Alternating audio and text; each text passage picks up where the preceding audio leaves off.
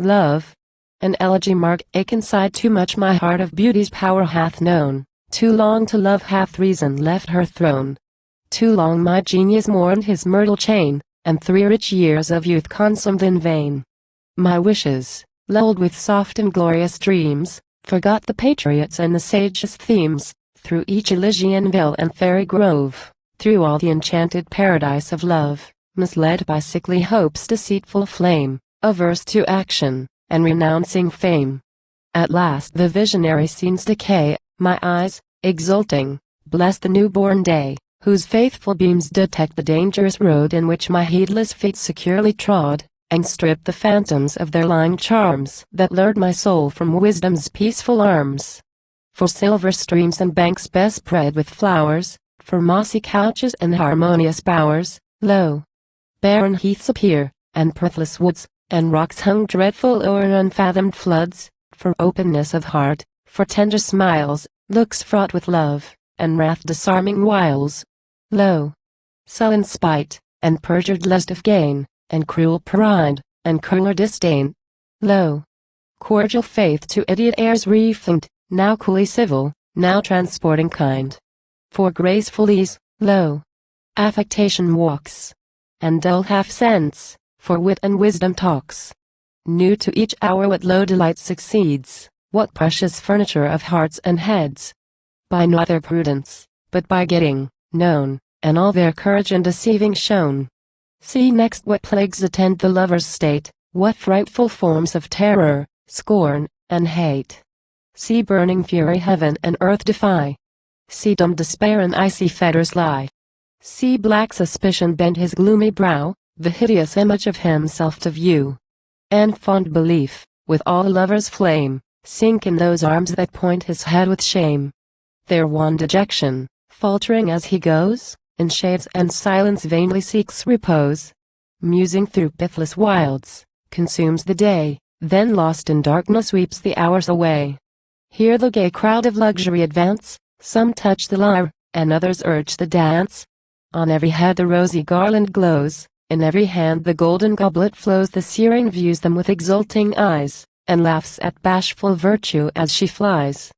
But see behind, where scorn and want appear, the grave remonstrance and the witty sneer. See fell remorse in action, prompt to dart her snaky poison through the conscious heart, and sloth to cancel, with oblivious shame, the fair memorial of recording fame.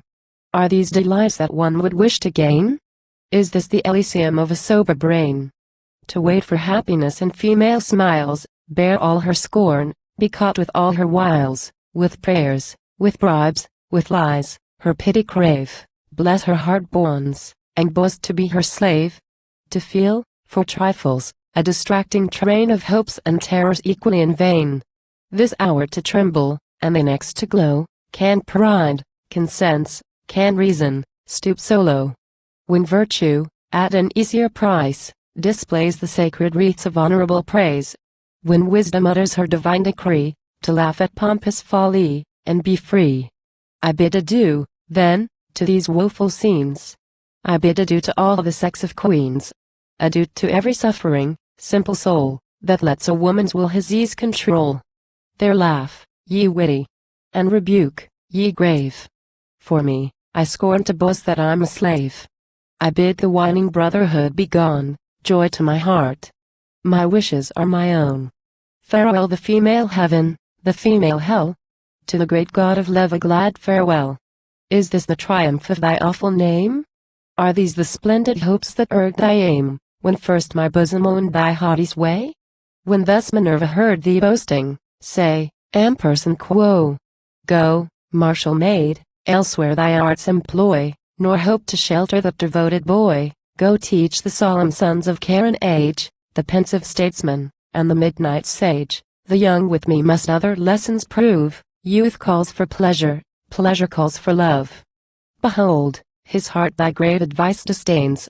Behold, I bind him in eternal chains. Ampersand quo. Alas! Great love, how idle was the boast. Thy chains are broken, and thy lessons lost.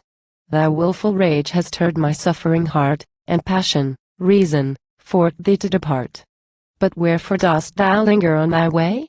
Why vainly search for some pretense to stay, when crowds of vassals court thy pleasing yoke, and countless victims bow them to the stroke? Lo! round thy shrine 1,000 youths advance, warm with the gentle ardors of romance. Each longs to assert thy cause with feats of arms, and make the world confess Dulcinea's charms. 10,000 girls with flowery chaplets crowned, to groves and streams thy tender triumph sound. Each bids the stream in murmurs speak her flame, each calls the grove to sigh her shepherd's name. But, if thy pride such easy honor scorn, if nobler trophies must thy toil adorn, behold yon flowery antiquated maid bright in the bloom of 60 years displayed.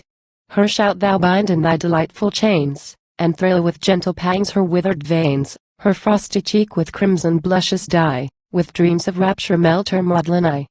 Turn then thy laborers to the servile crowd, and 'tis the wary, and control the proud.